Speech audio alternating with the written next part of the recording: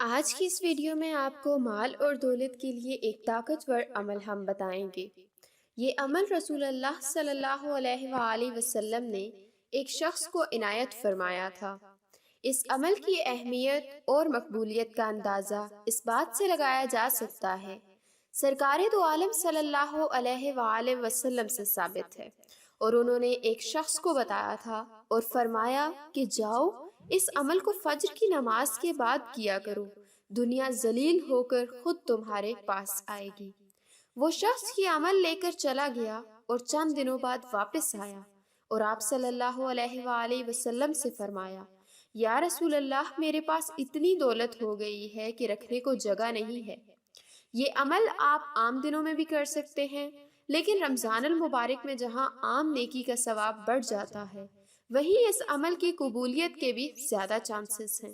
اس عمل کو آپ کے ساتھ شیئر کرنے کی دوسری وجہ یہ ہے کہ رمضان المبارک میں سحری کے وقت ہر بندہ جاگتا ہے، تو اس عمل کو فجر کی نماز ادا کر کے آسانی سے کیا جا سکتا ہے۔ عمل بتانے سے پہلے ایک بہت اہم بات جو آپ سب کے سامنے رکھنا چاہتی ہوں۔ آپ نے اکثر کامنٹس میں دیکھا ہوگا کہ لوگ آپ کو کہتے ہیں کہ ہماری بھی آپ جیسی پرابلم تھی اور ہم نے بہت سے وظائف کیے لیکن ہمیں فائدہ نہیں ہوا۔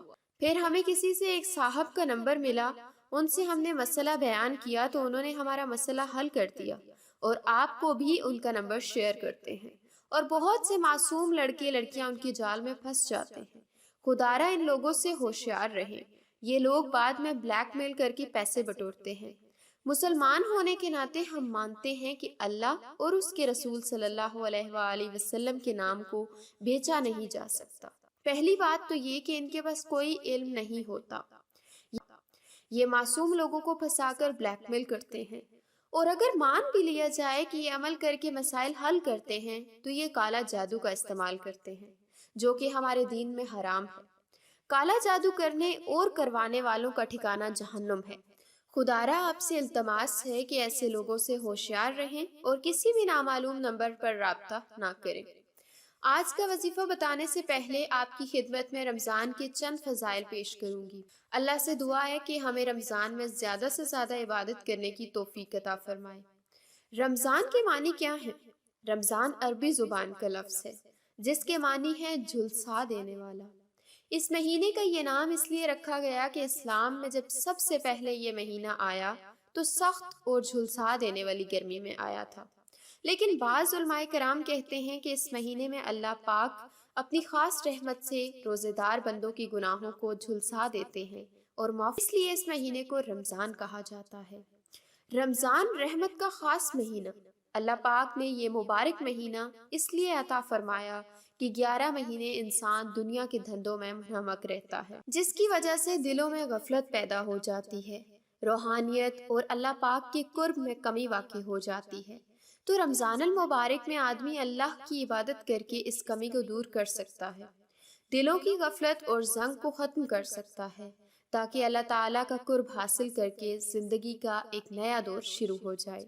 جس طرح کسی مشین کو کچھ عرصہ استعمال کرنے کے بعد اس کی سروس اور صفائی کرانی پڑتی ہے، بالکل اسی طرح اللہ تعالیٰ نے انسان کی صفائی اور سروس کے لیے یہ مبارک مہینہ مقرر فرمایا۔ رسول اللہ صلی اللہ علیہ وآلہ وسلم نے عام مسلمانوں کو اس ماہ میں کثرت سے ذکر اور دعا کرنے کا حکم دیا کہ اس ماہ میں دعائیں قبول ہوتی ہیں، بالخصوص افطار کے وقت۔ افطار سے پہلے دعاؤں میں مشغول ہونا چاہیے۔ ابو ہریرہ رضی اللہ سے مروی ہے کہ رسول اللہ صلی اللہ علیہ وآلہ وسلم کا ارشاد ہے، 3 آدمیوں کی دعائیں رد نہیں ہوتی: روزے دار کی افطار کے وقت، انصاف پرور بادشاہ کی، اور مظلوم کی۔ اس طرح سحری کا وقت دعاؤں کی قبولیت کی گھڑی ہے۔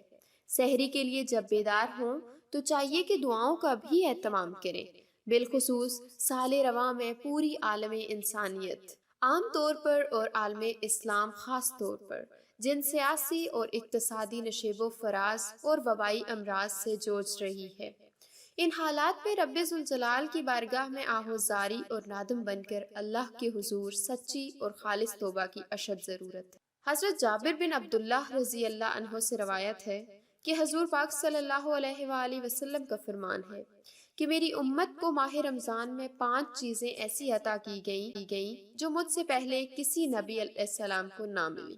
پہلی یہ کہ جب رمضان المبارک کی پہلی رات ہوتی ہے تو اللہ پاک ان کی طرف رحمت کی نظر فرماتا ہے، اور جس کی طرف اللہ تعالیٰ نظر رحمت فرمائے اسے کبھی بھی عذاب نہیں دیتا۔ دوسری یہ کہ شام کے وقت ان کے منہ کی بو جو بھوک کی وجہ سے ہوتی ہے اللہ تعالیٰ کے نزدیک مشک کی خوشبو سے بھی بہتر ہے۔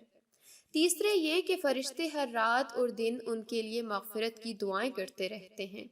چوتھے یہ کہ اللہ پاک جنت کو حکم دیتے ہوئے ارشاد فرماتا ہے، میرے نیک بندوں کے لیے مزین ہو جا، ان قریب وہ دنیا کی مشقت سے میرے گھر اور کرم میں راحت پائیں گے۔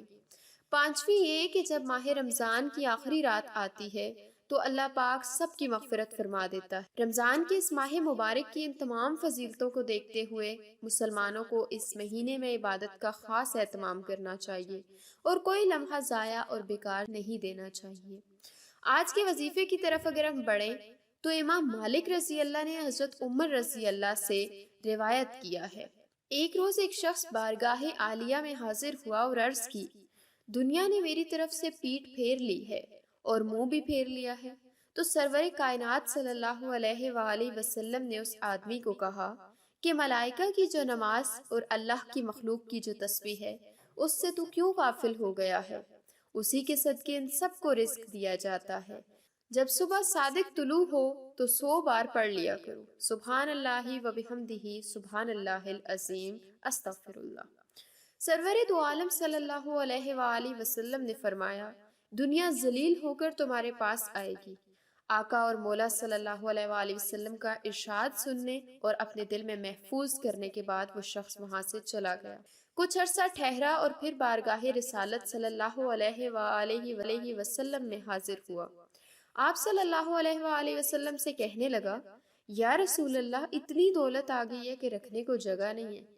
اگر آپ کے گھر تنگ دستی ہے یا آپ امیر ہونا چاہتے ہیں تو رسول اللہ صلی اللہ علیہ وآلہ وسلم کے بتائے ہوئے اس وظیفے سے بہتر کوئی عمل نہیں۔ آپ کوشش کریں رمضان المبارک میں فجر کی نماز کے بعد اول آخر 11 بار درود شریف پڑھیں اور 100 مرتبہ یہ تسبیح پڑھیں۔ انشاءاللہ یہ وظیفہ آپ دوسروں کو بھی بتائیں گے۔ اللہ ہم سب کا حامی و ناصر ہو۔